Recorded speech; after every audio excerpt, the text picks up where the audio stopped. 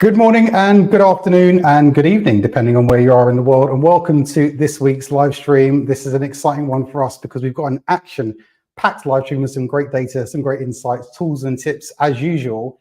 And this week's episode is focused on something which is going to be quite interesting, looking at toxic managers. Toxic managers, roll the intro.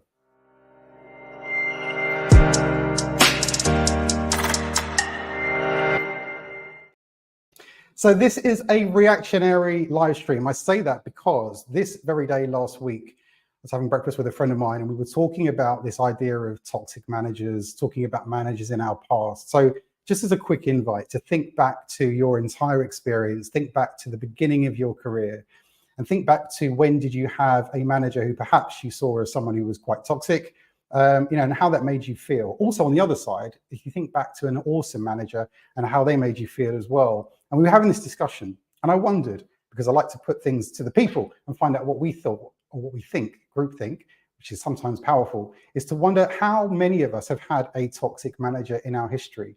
So we put a poll on LinkedIn last week, Wednesday, and we've had about 250 or so votes on the poll. And the really amazing thing, which blew me away when we look at the feedback, it's quite stark. So 256 people have voted. I think the vote has actually just closed about an hour ago. 91% of us have said, yes, we have had a toxic manager. 9% said that we haven't had a toxic manager.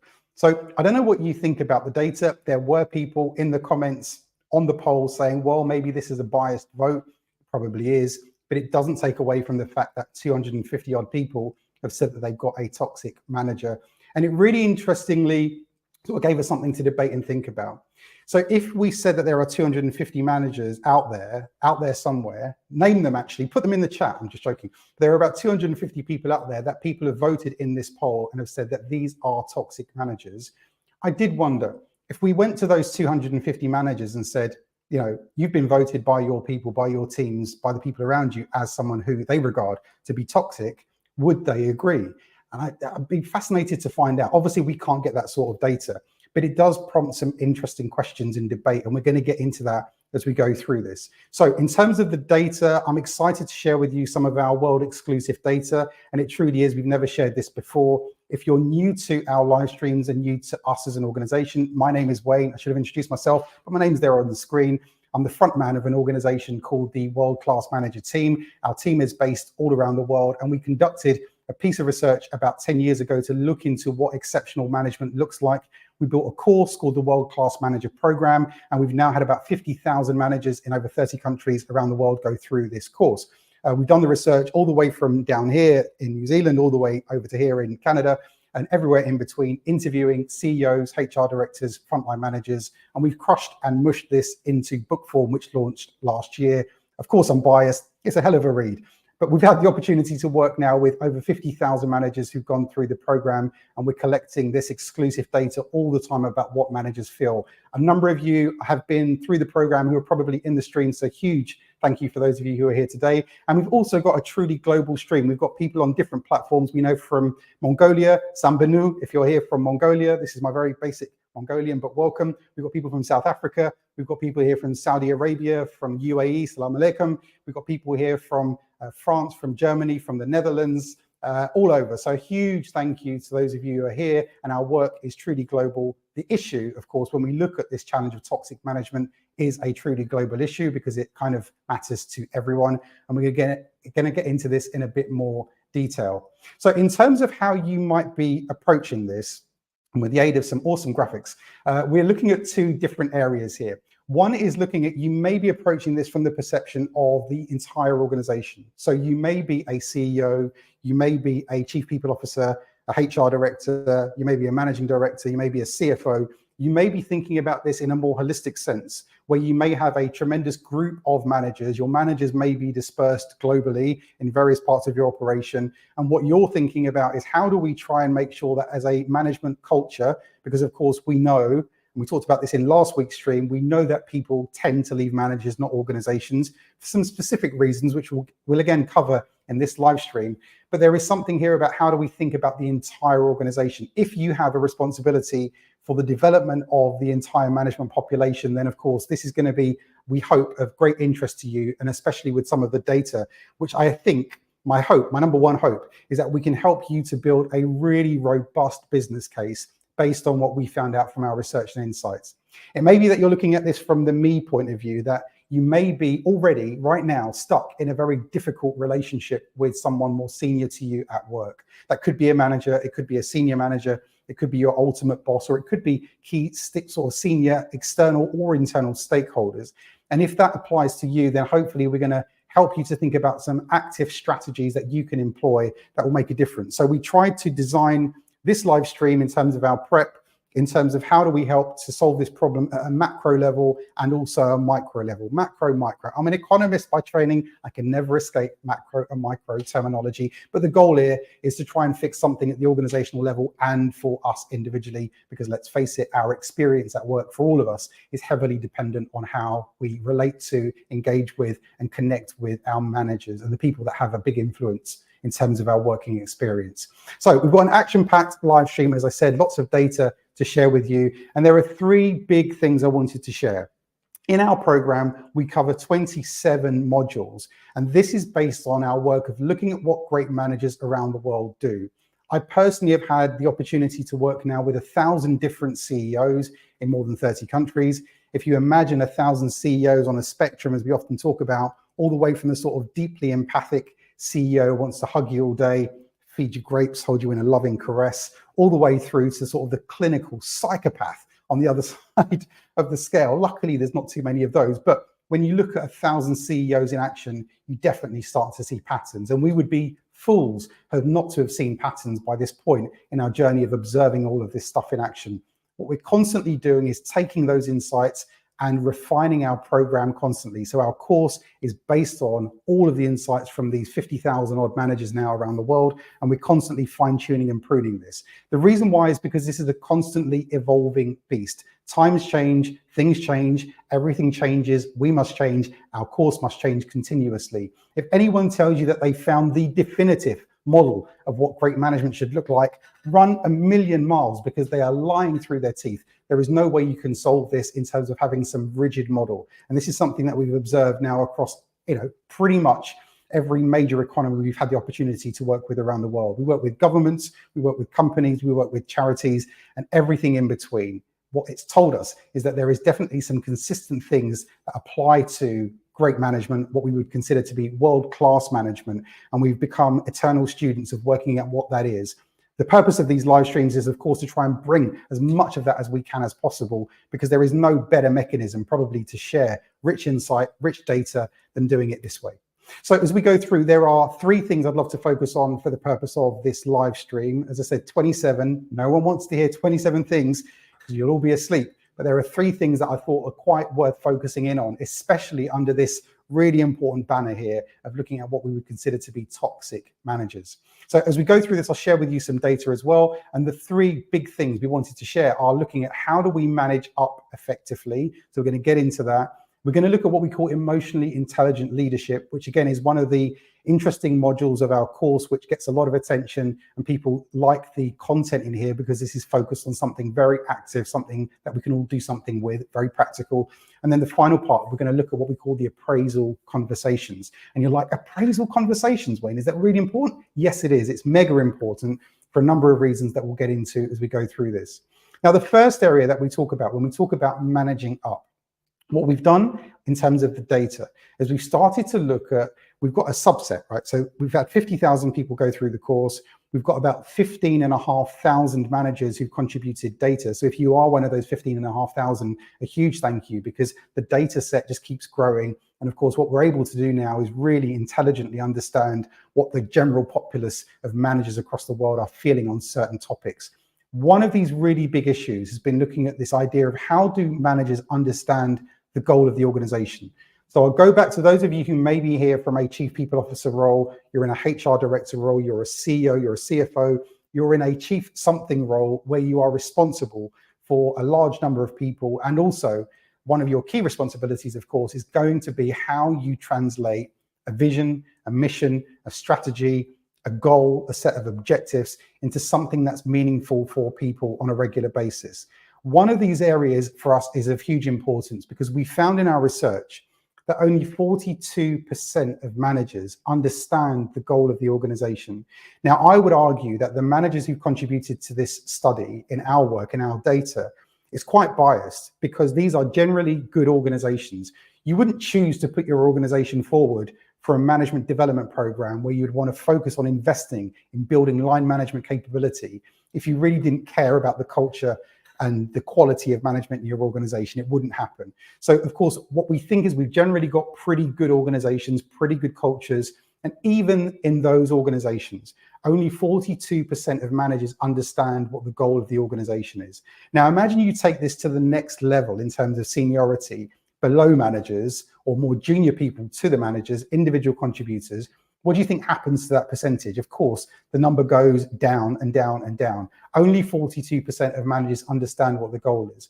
The reason why this is so important, I'll backtrack and share a little story. I don't know if I can share all of the story because I'll probably get myself in like some legal issue because this is live, right? But let's make it a bit nondescript. A number of years ago, I was talking to the board of one of the big supermarkets, right? It narrows it down to a little bit, and they're in the UK, narrows it down even further. I went to go and see the CEO of the supermarket. At the time, they've got, of course, tens of thousands of people. And the interesting debate was about the plan and the target for next year. So they have got a very definite target, of course, because they don't just pick a number out of the sky. There's shareholders involved, of course, who contributed to this discussion. And they've arrived at a figure, which is they want to do market growth plus X% on top of that, which is their challenge for next year. It made total sense when you sat around the leadership team table and discussed it as we did for a couple of hours. Then what happens is I get to go into some of their stores, and the further I went away from that leadership team by grade and seniority and distance, the weirder the story began, to the point where no one understood that there actually was a growth number anymore. All that there was vicious measurement by numbers on a minute by minute basis. In some cases, if you worked on a till, they were measuring scan through items on a minute by minute basis, and people were feeling tremendously bullied by their local managers. You know, now what happened? The message from on high didn't get translated through. I think often what happens is leadership teams believe there is a cascade fairy who descends and sprinkles magic dust, and the organization suddenly just knows these organizational goals. They didn't concentrate on getting those messages through. And what does it end up with? It ends up as me as a frontline team supervisor, team manager. I've got a vicious target to hit because the target has been translated all the way down. What's also gone missing all the way down is the context, is the meaning, is the rich information that I heard discussed in the leadership team meeting. And all I'm now facing is a bee sting per hour to hit these numbers. You know, it takes a special individual to be able to turn that type of environment into something wonderful and enriching for the people in their teams. I would imagine, because this organization, the reason why I'm using them as an example, as an extreme example, but it's a good example, is because most of those junior people, we had the worst workplace bullying scores we'd ever seen in an organization. And it was so evident when you actually toured from the top to the bottom of the organization in terms of seniority and grade and pay of where this problem was occurring, right? So we know that about 42% of managers understand the goals of the organization. So when it comes to this, and this is this interesting debate about toxic managers, are they actually toxic? You know, are those 250 people who we're responding about in this poll, are they actually toxic? Most of us may argue, yes, they are, which is why I said that they're toxic in the first place, Wayne. And this may be the case. But do those 250 managers see themselves as toxic? Maybe, maybe not. So if you're thinking about this across the entire organization, one of the key issues here is how do we help our managers and the people in their teams to understand not just necessarily the goal, because maybe you could be good enough to translate all the way through your organization, the goal is X%, it's market growth plus this, it's market share of this, it's to position ourselves as the number one at this, we want to be the best at this. Maybe there is a headline message that actually magically seeps all the way through to everyone in the company, although I would suspect it probably doesn't, and test it. Go and find a group of the most junior people and ask them the question, what's the growth plan? What are we here to achieve as an organization? Many will not be able to tell you because we've tested this a million times. But there is something active here, that proactive, that we can do as managers and as senior managers, which is why we make this plea to you as a senior person, is can we help or can we better enable our management population to have a richer conversation with their teams about what our goals are and how we might start to understand that. Now, of course, when you know that you've got something difficult to achieve together, often you understand it. Most human beings are quite rational if presented with the information. In the absence of the information, things get all quite irrational and we make up stories about things. So again, first thing, when we look at managing up, 3 key things: how do we make an impact on that? How do we help our managers to better understand what the goals of the organization are? This one really blew me away, and we had to go a bit deeper on this. This is the world exclusive data part, right? We found out that when we look at what we call emotionally intelligent leadership, and this is one of the modules in our World Class Manager course, we looked at some specific data here, and we asked managers to rate themselves to say, do they think that they are essentially emotionally present, they're emotionally aware, and they understand the needs of other people? So here is some really interesting data, right? Now, what we found out is if you look at this, so this is managers responding, 10 being they're excellent at this, 1 being that they really suck. And this is empathy, the awareness of others' emotions. How aware are you of others' emotions? And are you able to respond to their needs? So the majority of managers responding, I mean, it's a large percentage, which is why I go back to this, to save yourself of doing and adding up the numbers here. About 90% of the managers, when they're polled on this question, so they actually do a pretty good job. I'm pretty good. This is interesting. So if you go into any company and look at, if you measure this stuff in your employee engagement survey, I urge you to be able to cut it up in this way and look at it. It's quite interesting. And we've seen this consistently, every type of organization from Vietnam through to Brazil, through to Morocco and everywhere else in between, right? Let's break it down and make it real simple. You've got a senior manager, you've got a mid-level manager or a frontline team supervisor, team manager, and you've got someone junior in the team. If you say to the middle manager, what do you think of your management style and your skills? Right, this is big generalization. Do you think you're pretty good? Do you think that you're good at understanding others' emotions and responding to their needs? Just like the question we asked. Most people would say, I'm pretty good. I'm pretty good. You know, I think about it. I'm empathic. I get it. I get their challenges. I get their frustrations. I'm that guy. I'm knocking it out the park all day long. Say, oh, this is fascinating. You're doing really good. And then if you go to their team and say, all right, your manager, Wayne, that guy, what's he actually like? Does he understand your needs? No. Oh my God, toxic manager, awful. Doesn't listen, doesn't do good one-to-ones. If I do, they're not planned very well. Don't know what my goals are. Don't know what the objectives are. Don't know what the plan is. Don't know what the organizational mission is. You know, there's a whole series of like a torrent of stuff that we find out. Again, big generalization, but I'm painting a stark picture here of what we often see in organizations. And the feedback often is, or the reality is, should I say, that often we think we're doing a much better job of this than we actually are, right? Because we're biased, of course, naturally, because we think that we're pretty good at stuff. So it turns out that the majority of people do believe that they've had a toxic manager. But when we start to poll managers and say, how good are you at understanding the emotional needs of others? People say, I'm pretty good. I'm pretty good.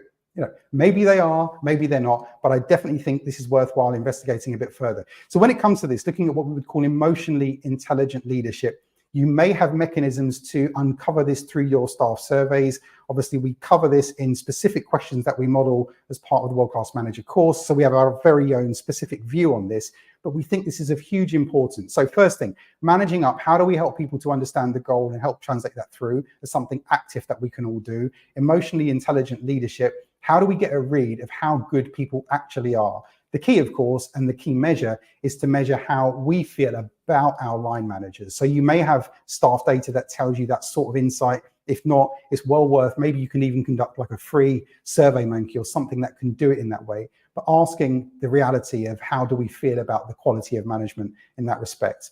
Why is this so important? Sorry to labor on this.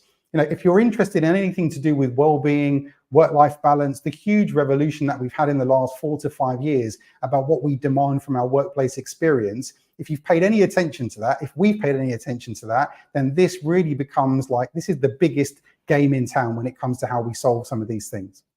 Third area, when we talk about what we call the appraisal conversations, and you might say appraisal conversations, it's a pretty basic thing, isn't it? It is an unbelievably basic thing. And I heard this great American speaker, a guy called Jim Rohn, and he was talking about fitness and exercise and saying that really, you know, if you feel like you should get a little bit fitter or get some more exercise in your life, then something as simple as taking a walk around the block would be a smart idea to do. Taking a walk around the block is a really easy thing to do. And here he made the point. The problem is things that are really easy to do are also really easy, you're right, not to do, right? They're really easy not to do. So how do we make sure that we can do some of these things that feel so easy? And when I go into companies, ask your leadership team the same questions, or you may be in a leadership team yourself. And I wonder, if I ask, let's say a chief people officer, I say, right, what's the quality of the one-to-one like between you and your CEO? Many people will sort of smirk, as if to suggest it doesn't happen that often. We don't regularly get into these types of conversations, right? So that's one aspect of this. What we also find out is it seems to be that the further we go by grade through the organization and ask those questions, how good is the quality of the one-to-one you have with your line manager? Often it gets worse the more junior we go in an organization. Into some cases, when we're into like what we would consider typical, blue collar environments, in some cases, I don't even bother to ask the question because we know the response. And the response is usually just laughter. It's an idiotic question to ask because we don't have conversations like that. Now, why does this become important? Let's look back at macro again, right? We're in an environment where we're having to chase, depending on your view of what the real inflation rate is, let's argue it's around 10%, probably higher in many cases. We're chasing hard to be able to keep afloat in many cases. There are some examples we've come across in companies where people cannot even afford to go to work. It becomes too expensive. People are in a very difficult environment. I've got to figure out a way to make myself worth more. The challenge is, of course, the organization can't always keep up with giving 10% more every single year. And we see these constant challenges everywhere, public and private sector. People are facing a difficult position. So how do we make sure that I can be made as valuable as possible if I should need to leave because I need to make some more money or I need to grow my career? Am I in a good position to do that? That's one element of this. The other element, of course, is things are becoming much more competitive. I don't care what space you're in, what sector you're in, you're probably going to be facing more and more and more competitive pressure as everything gets tighter. We need to make sure that the people in our teams, because we're paying a huge amount of money for our workforce, we're making sure that we're leveraging that asset. If you put your hat on as the CFO and say, right, let's look at the amount of money we spend on people every year with all the various investments involved as well. How do we get a bigger bang for our buck in terms of that investment? And it's a fascinating conversation to have, I think, often with CFOs, CEOs, and CPOs all together. It's really interesting. We've had this debate a number of times. There are some big things that we can focus on here. So when we look at this last part around what we call the appraisal conversation, something mind-blowing for me anyway, looking at the data, came out from our research. We found out that 81% of managers have said that they believe that the services or products of their organization could be better. Just dwell on this number for a second. 81% of managers believe that the products or services of their organization could be better. 4 out of 5 people of managers, given 15,500 managers that we spoke to, said that the products or services of their organization could be better. Now, why does this become important? Well, of course, I revised my statement because I said the other thing was the biggest game in town. This is also equally the biggest game in town here, right? Because we're in a competitive environment and we've got all this unbelievably brilliant insight from manager community, from the manager population in our organizations who are saying we could do things better. The challenge is, of course, the traditional employee engagement mechanism, staff engagement, colleague engagement mechanism asks usually a bunch of quantitative questions, a couple of open-ended qualitative questions. Who does anything with the feedback? Not many organizations actually, and it's not specific enough. What we're talking about here is a specific way of getting to your manager community and saying, right, how do we help to make sure that we understand the operational insight that could make our products or services better? The reason why this is so important is it opens a whole new channel of dialogue and debate between the manager community and often the XLT, XCOM, XCO, whatever you call your leadership team. This creates a really important debate and conversation, which is proactive, and it's also very much focused on operational improvement of the organization. This is one of the most important things that we can do. Again, why is this important when it comes to looking at this macro problem of toxicity in an organization? For the exact reason at the beginning of the story of the supermarket chain, right? Which is about contextualizing all of this stuff and making sure I can start to figure out as a manager what role I play in this, what role my team plays in this. Now, we're not saying that this negates the fact that you may have an absolute car crash of an individual who's a horrible person, right? And that's way out of your control, right? Before you hired them, they were a horrible person. They've been horrible for 20 years. You're not solving that. And we're not, this is not about a sort of an ideal where we're going to try and change people's behavior. We're not in that. These are organizations. We run companies. We run organizations. What we're about, though, of course, is making sure that we're not selecting maybe some of those people in the first place and we're helping people to start to address some of the reasons why things start to fall apart, arguments start to happen, understanding starts to get stripped away, context gets lost, meaning isn't understood, and therefore we're left in this weird communication vacuum where we make stuff up and we're not able to link organizational goals and messages with something relevant for the team. Now imagine, I am a frontline team supervisor.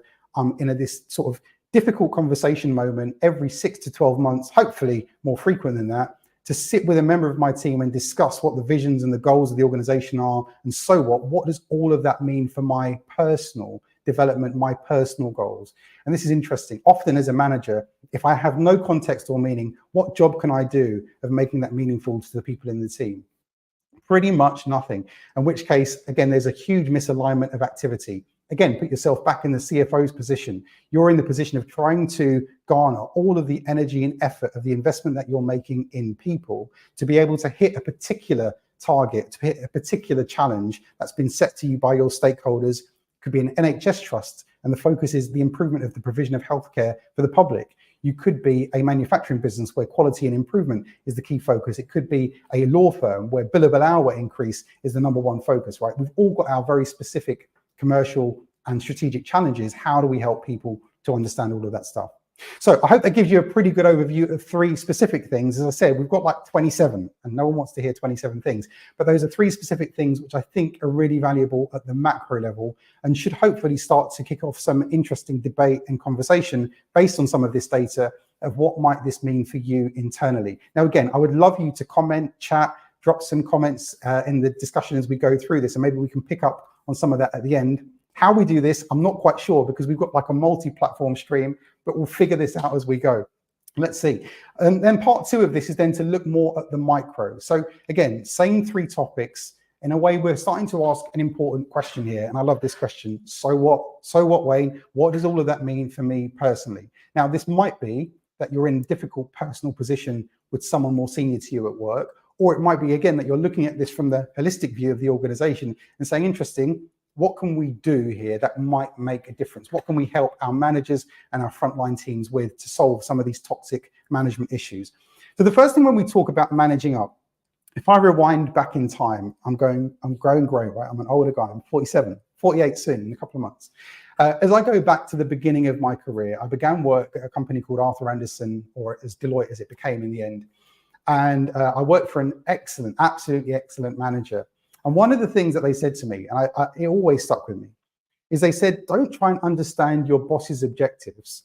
Understand your boss's objectives, and then we can all win. And I was sort of sitting there thinking, this is like some weird, like, riddle. What are you talking about? Understand your boss's objectives.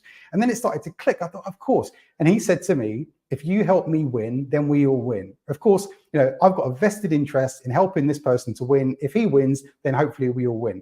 And one of the big interesting things that comes out from a lot of the angry feedback from staff about toxic managers is this disconnect. There's a personal relationship disconnect.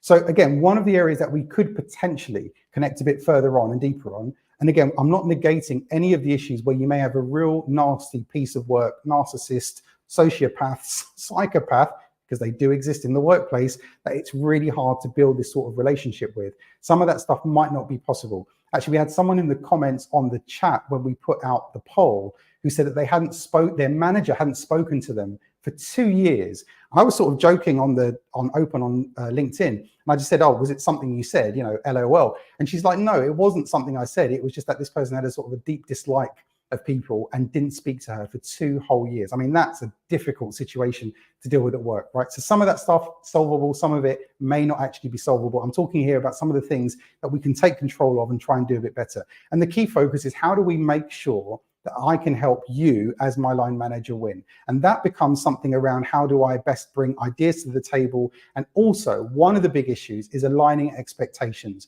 of what I think you want and what I'm expected to deliver. And this is one of the big areas which came up for me time and time again. Again, it was one of my very first managers who gave me an excellent piece of advice.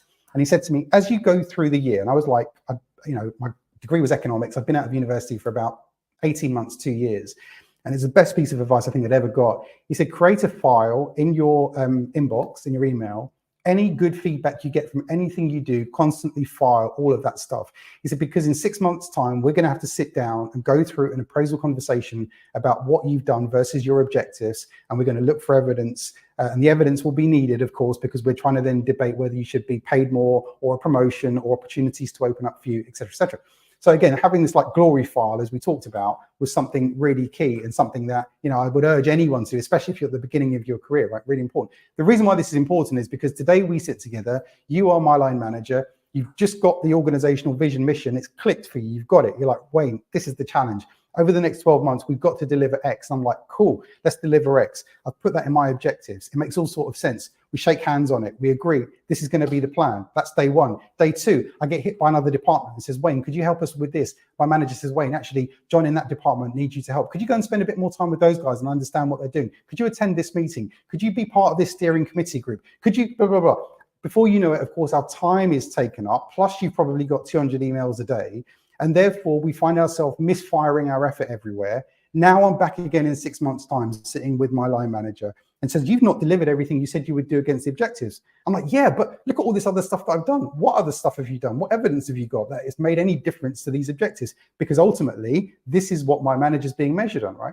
So this is really important when it comes to this managing up delicate relationship. How do we build a really solid relationship with this individual? And in some cases, this might mean going the extra mile. It might mean trying to socialize outside of work or do whatever you need to do to build a relationship to that level, which again, if you've got a super douchebag as a manager, the ultimate douchiness of some sort of manager in your life, then this might be difficult. But again, for most of us, hopefully you've not got that sort of manager. Those are the extreme, and we can try and build a more proactive and stronger relationship with the individual. Second big thing we look at was what we call emotionally intelligent leadership. Now, again, sounds all sorts of smart stuff, this, not really. It's more about empathy and understanding others' needs. One of the interesting efforts here that we can all do, I think, is how do we build more and more self-awareness? You know, anyone who says that they've got it figured out and they are the most self-aware human being, you know, unless they're probably, I don't know, gone into deep meditation for 2 years on a mountain somewhere, even then you'd question, right? So this is all about how can everyone, because everyone can, we all can build our own understanding of our self-awareness. As you know, you've probably met people who they would think that they're tremendously self-aware and they're really not. You know, we found this time and time again in organizations as well. Another active thing that we can all do here is to practice empathy. And this may sound a bit weird, especially if you consider yourself to be super empathic, right? But this is more about how do we practice empathy on a regular basis. Practically what that could mean is having more and more conversations with different people and starting to figure out what they might be going through. This is a story that I've shared last week. So if you weren't here last week, this is fresh. If you were here last week, you're going to hear it again. But I think I did anyway. But during lockdown, one of the things I did is I did a series of one-to-ones with random strangers. So on LinkedIn, I put out a post and said, if you would like a one-to-one with me, things are really tough for all of us. I'm open to do some one-to-ones. Like everyone else, I'm sitting in my garage on webinars and on Zooms and Teams. I want to talk to some new people. So I did 10 one-to-ones with total random strangers, and the exercise was super simple. What I asked them to do for the first 30 to 45 minutes is just to share with me their life story. Real simple, share with me your life story from beginning to end. And you might say, well, that's a long exercise. Well, it kind of is a long exercise, and it should be, you know, of course, respectfully long enough because they're telling you their life story. The interesting thing, having met a total stranger and hearing their life story, as they're telling me the story, and I'm just listening, all I'm doing is listening, is they start to solve some of their own stuff. They start to solve some of their own issues. It's quite fascinating. And this is an exercise, of course, in how to build greater self-awareness. At what point would you get to sit down with a colleague and say, hey, hey, Mary, fancy going out for a coffee and let me tell you my life story for now? No, thanks, Wayne. You know, I've been married for 20 odd years. My wife doesn't want to hear my life story, or my mates, or my colleagues at work, right? So, you know, this is a really important conversation to have. How do we have this conversation? And it's something active, something simple we can do. And then the final point is to really think about your triggers and how do you self-regulate? What triggers you?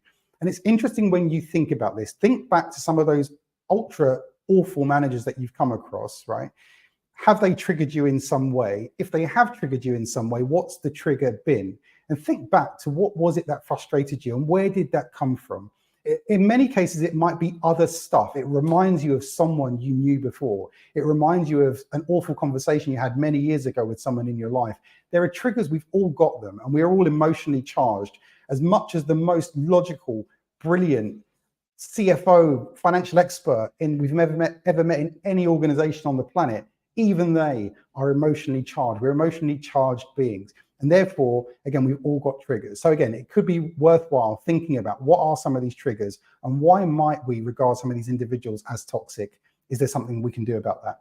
And then the final one we look at is what we call the appraisal conversations. And I think this is a huge one. This is the biggest game in town. The reason why is I think that this is one of those moments of truth, right? It's one of those reality moments which you can't in a way escape from. It's a game we all know gets played, and it's something that we can actively use. So again, looking at macro level, you would hope, of course, across your organization, you've got hundreds, in some cases, tens of thousands of managers having good conversations with their people, hopefully on a regular basis. The frequency, I would argue, based on everything we've seen, I would say that you should be doing this at least every 12 weeks, hopefully maybe even sooner than that, but it should be at least every 12 weeks as a 12-weekly check-in to find out a couple of key things. The two key things that we urge people to think about, and this is based on feedback and I guess best practice we've seen in many other organizations, basic questions. How are you feeling? How are you doing? You know, anything that I can help with. Those are the basic questions. And it could be that you've got half an hour. Now imagine during that half an hour, we could sit together and I'm like, yeah, I've got problems. I can't afford to pay my gas bill this month. You know, I could have some issues to do with that. Now, it's not necessarily that the manager can afford to pay your gas bill for you, of course, but it's the opportunity just to get that stuff off your chest. There are many organizations we come across where they have a 12-weekly one-to-one. The objective of the 12-weekly one-to-one is to leave the team feeling cared for. So again, when you think about your manager population, if you were to poll their people on a quarterly basis and ask a very, very simple question, how well cared for do they feel by their line manager? It'd be an interesting set of questions to ask. And again, this is something that can be done for like $0, $0, and it has a huge impact. But of course, it requires training and developing and building the management capability, which is why we focus on this one so specifically in the World Class Manager course. There are actually two modules we cover. One is what we call appraisal conversations, and the other one is great goal setting. And we sort of use them interchangeably to help to build the capability of the line manager. And of course, to focus on the positives. And then in terms of like following up or following through on these conversations, this is the ultimate, of course, because we're often sort of enthused or incentivized because we've got to do it. I've got HR on my case. I've got to have this conversation. I've got to fill this form out. It's got to be submitted into our system on a quarterly basis. There could be some incentive for why people fill out these things. But of course, thinking about how do we follow up on that. And final quick story. I went to a law firm that we worked with a number of years ago, and this was interesting because the law firm, they were specialists in intellectual property. They were hiring some of the smartest graduates I'd ever come across. They all came largely from Oxbridge, and they were absolutely brilliant, brilliant human beings in terms of their minds and their achievements in life. I asked some of the lawyers who weren't yet partners to talk to me about the transition to partnership, which is, you know, the ultimate, as far as they were concerned. They want to make it to be a partner of the firm, an equity partner, as they would call it. And then one of the debates was about why one particular guy wasn't getting there. So we had this discussion, I won't go into that. And then what I asked the HR team is I said, would you mind anonymizing some of their development forms for me and let me see some of them? So again, a worthwhile exercise. You know, it might be worth taking 10, 20, 30, 50 different frontline employees' development plans. And what we often do is try and anonymize those and go and show those to CEOs. CEOs read through those more often than not and are horrified, as you would be, because you're sitting there thinking, I don't get it. I thought we had a vision and mission. We went on an away day with the leadership team to a lovely hotel. It was a lovely castle. We had lovely food. We discussed this for 2 days. Everyone left high-fived and chest bumped because we all understood the vision and the strategy. What the hell are these people talking about? There is no connection to what people understand. Because they're silly people? Of course not. Because their IQ's lower than us? Of course it isn't. It's because that the translation engine is fundamentally broken. Managers aren't helping to translate this stuff through to frontline conversations. So when I asked this firm, I said, look, could you give me some of the frontline development programs and some of their forms, I looked through them, they're blank, they're blank, they're blank. And I couldn't understand why, right? Because you think, surely, if you've managed to graduate with a first from Oxford or Cambridge, you're a driven individual. You don't get that by luck or mistake. That comes through a tremendous amount of work, which you've put in for like 15 years in your education experience so far, right? Or even longer. So what we now know is that it's not because they're silly, of course not. What else is happening here? And they're not having regular conversations with their managers about their growth and development. It's just not happening. And therefore, what we're finding is that the quality of people to make it to partnership level just isn't there, because they're not building a set of capabilities and strengths that are really needed to propel and grow that firm either further forward. Right? So huge challenges, three big things. When we talk about this managing up issue, we talk about, you know, this sort of intelligent, empathic leadership. And then of course, this big one in terms of how do we try and improve the quality of conversations that happen across the organization. I don't know about you, but when you think to what this means for your organization, for your department, for your team, and for you personally, again, I'd love to get some thoughts and insights. I'm just going to check some comments here because we may have some come in. Someone here has said, interesting, I'm aspiring to be an executive coach with the emphasis on EQ and empathy. This is based on my experience in a toxic work environment for 4 years. So lovely comment. Thank you very much. Absolutely brilliant. We've got Sarah here. I think Sarah from South Africa is in the house. Toxic managers are never ideal, but you can't deny how they make you stronger in the long run, at least in my experience. I think it's a really valid point too, right? So again, there may be the negative side of this, but of course it probably does sharpen up our whole focus on how we look at our ability to manage, and then of course in turn get the very best out of people as well. So that brings us to pretty much the end of this live stream. I hope you found this valuable. As I said, what I wanted to do was share with you as much data as possible. A huge thank you to our team, because we worked over the last 3-4 days to really get this in shape, to share with you this in this type of structure, and also share this content based on the feedback that we're constantly getting from our World-Class Manager course. So a huge thank you. We're going to aim to do this on a regular basis. It may be next week again. We'll see how we get on. But if you've attended, thank you so much. If you're watching this on the recorded live stream in other parts of the world, a huge thank you for taking part and listening to some of our comments and thoughts. And we look forward very much to engaging with you on future live streams. Have an awesome day. See you.